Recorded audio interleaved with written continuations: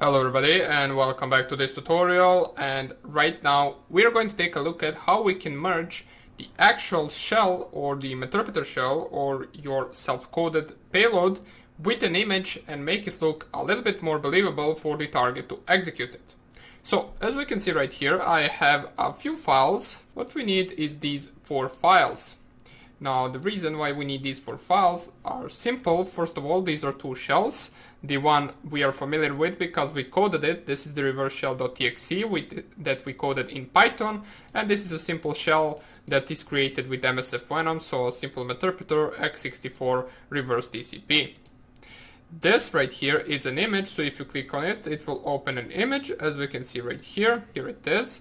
So this is a simple image.jpg, and this is an icon that we are going to add to an actual file that we're going to merge. So for example, we are going to merge these 2 files to be one, and then we are going to add an icon of this image to be the icon of that file that we're going to get after merging these 2, for example. First of all, let's try with merging the actual reverse shell or the interpreter shell with the image.jpg. So right here, all you need to do is select these 2 files and go right here and add to archive. So you need WinRAR for this. Another thing that you want to type right here is create sfx archive, and right here you want to create it to be desktop, or let's say we call it image.jpg. So we call it image.jpg. We check right here to be create sfx archive. We go to the advanced options, we go to the sfx options right here and go on to the update, extract and update files, overwrite all files. So check these 2, go on text and icon. So right here, so click on browse, find your icon. So mine is saved on the desktop, and you can simply just create an icon of an image. Just find an image that you want to merge, and then simply just open up your Google Chrome and type, for example, JPEG to icon or PNG to icon, doesn't even matter, and you'll get a bunch of websites that allow you to merge an actual image to an actual icon file. So I'm not going to show that, it is rather simple, just find a website that will do that and you will be good to go. Once you have icon ready, click on the open. So we want to save that icon to be the icon of our actual file. Under the modes, we want to type here hide all. Under the setup, we type the name of these 2 files. So the first one, we want to run image.jpg, and the second one is shell2.exe. You can type there OK. You can type here OK, and you can see right here we got the image.jpg.exe.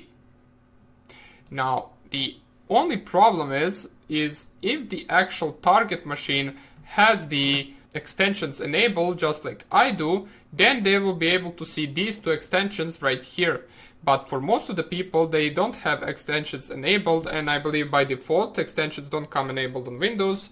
Therefore, most of the people, if they don't have extensions enabled, they will only see image.jpg as the name of the file and not this .exe part right here.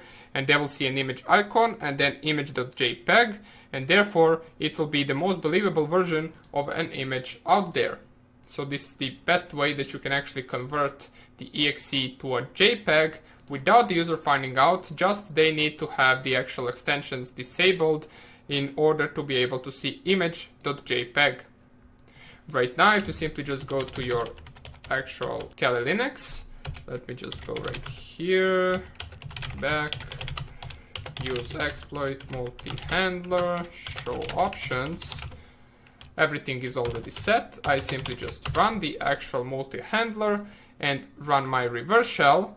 I double click on it. You can see that it opens up an image, and right now we created an actual image and payload which opens an image and then executes our payload, which allows us to execute the commands if we want to. So basically, if you would like to do the same way with the reverse shell, you would be able to just perform the same process, just merge these 2 files right here. That will be about it for this tutorial. I hope you enjoyed it.